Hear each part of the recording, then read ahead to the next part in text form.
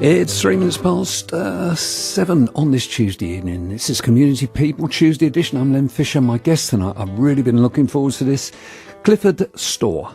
Cliff, he's flight lieutenant in World War II. He's a navigator on Lancasters, formerly on the 100 Squadron, then 103. Cliff, can you hear me all right? Yes, quite. Oh, good, mate. Nice and loud. Well, we're going to have a good chat. Really harrowing story, some of the things Cliff's going to tell us about. But anyway, all of that over the next hour after Mason Williams. And I say, absolutely delighted. So I have got Flight Lieutenant Clifford Storr. Can I call you Cliff? Yes, by all means. There's no good nodding, mate. This is radio. And he's accompanied tonight by Mike. Welcome, Mike. I don't know if you can... you can hear us anyway. We might get you involved a little bit later. Cliff, 97 years old? Yes, certainly. Yeah. Live in Seahaven? Yes, for the past 30 or 40 years. Yeah. And where were you actually born? I was actually born and brought up in a small mining village next to Wakefield in Yorkshire. Oh, right, okay. And that was in 1923, and times were very, very hard. The future didn't look good for youngsters. As far as the children were concerned, they left school at 14, and the boys went down the pit and the girls went into the factories, Right.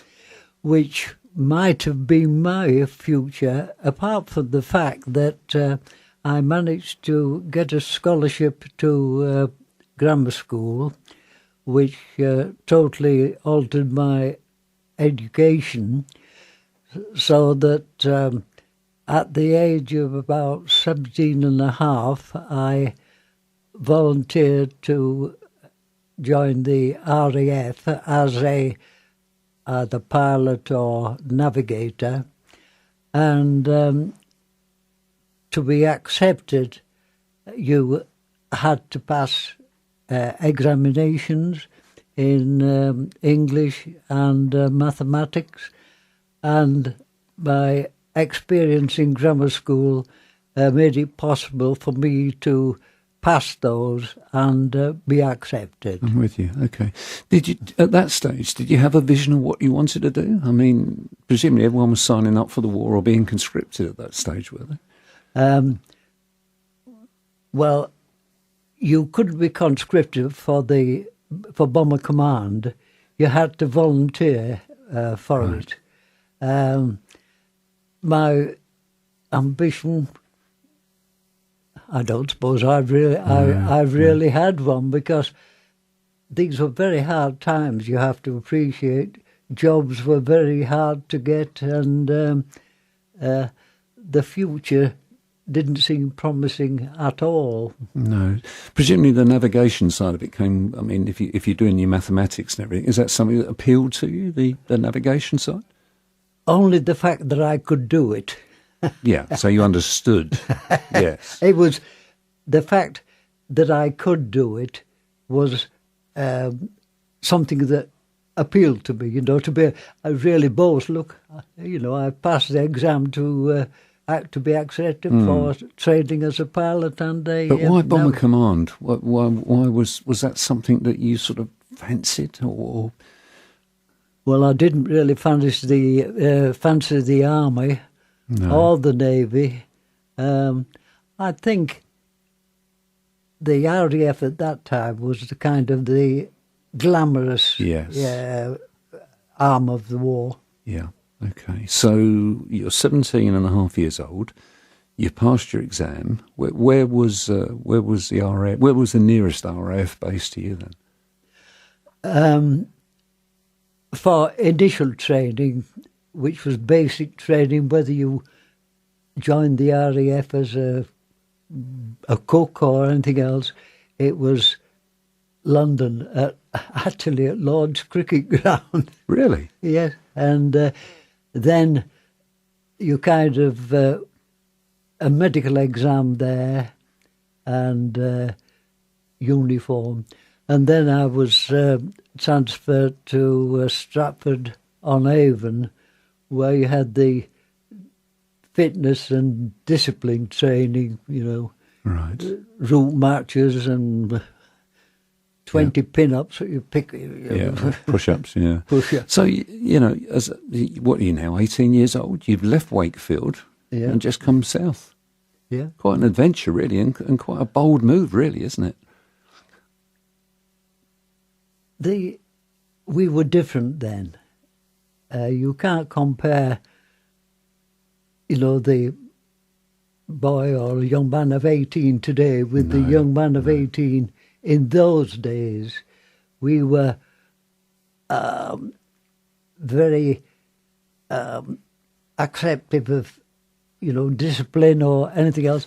If anyone in authority said jump, you jumped. Yeah, it was a question of how high, yeah. If it said if you go and shoot yourself, you shot yourself.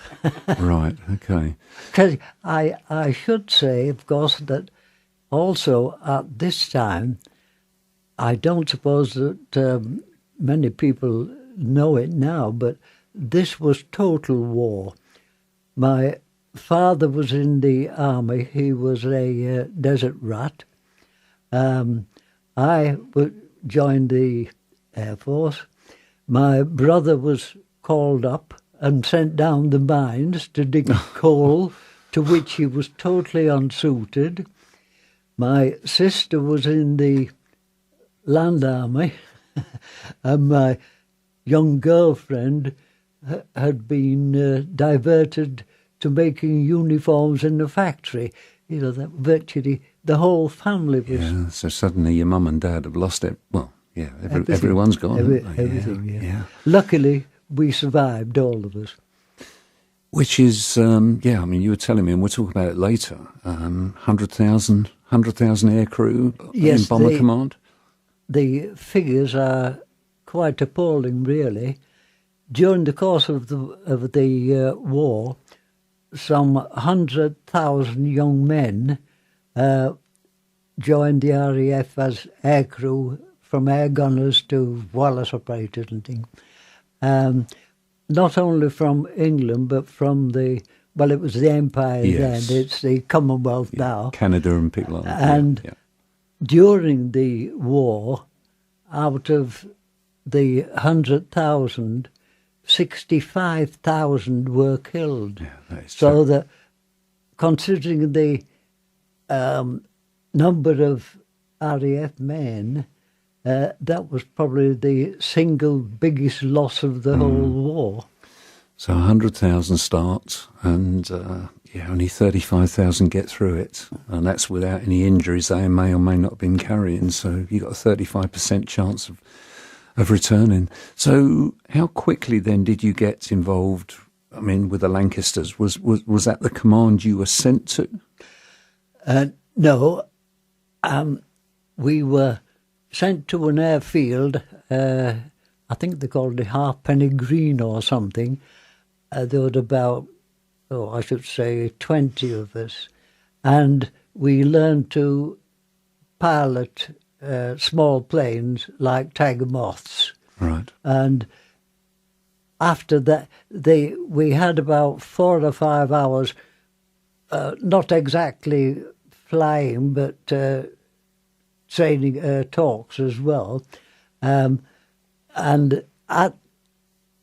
after about 6 hours there, it's supposed to be flying, but when the weather permitted it, they lined us all up and, excuse me, there were 20 of us there. And the CO said, now, I have to tell you that you are committed to Bomber Command. And I thought, oh no, I wanted to be a pilot, I wanted to be a fighter pilot. You want to fly the Spitfire. And he said, and of course, on Bomber Command, every pilot needs a navigator.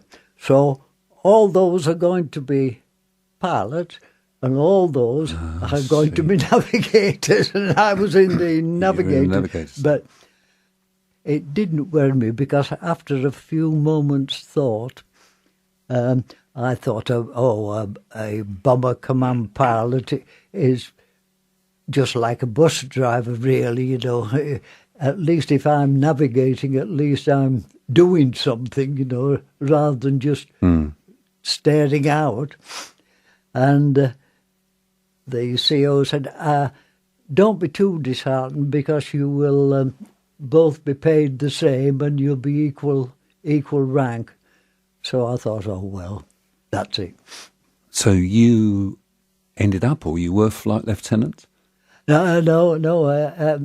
LAC first of all, then a sergeant, then a flight sergeant, and then a pilot officer, and then a flying officer. Flying officer, right. Flight lieutenant. Flight lieutenant, yeah, I know more about you than you do. I Googled you this afternoon, so, because there's a couple of stories on, well, I'm sure they're true, and I'm going to ask you a bit later on. So, you've been allocated to Bomber Command. Yes. And you've been allocated as as a navigator. Did they only use Lancasters, or were there Wellingtons and everything else? No, the RAF at that time was full of pre-war planes, useless ones, you know, that were used in wartime, because we were very badly prepared for war, and we just flew in any old plane, learning navigation. Oh, I see. Yes. Okay. So, how did you get then involved in the Lancasters?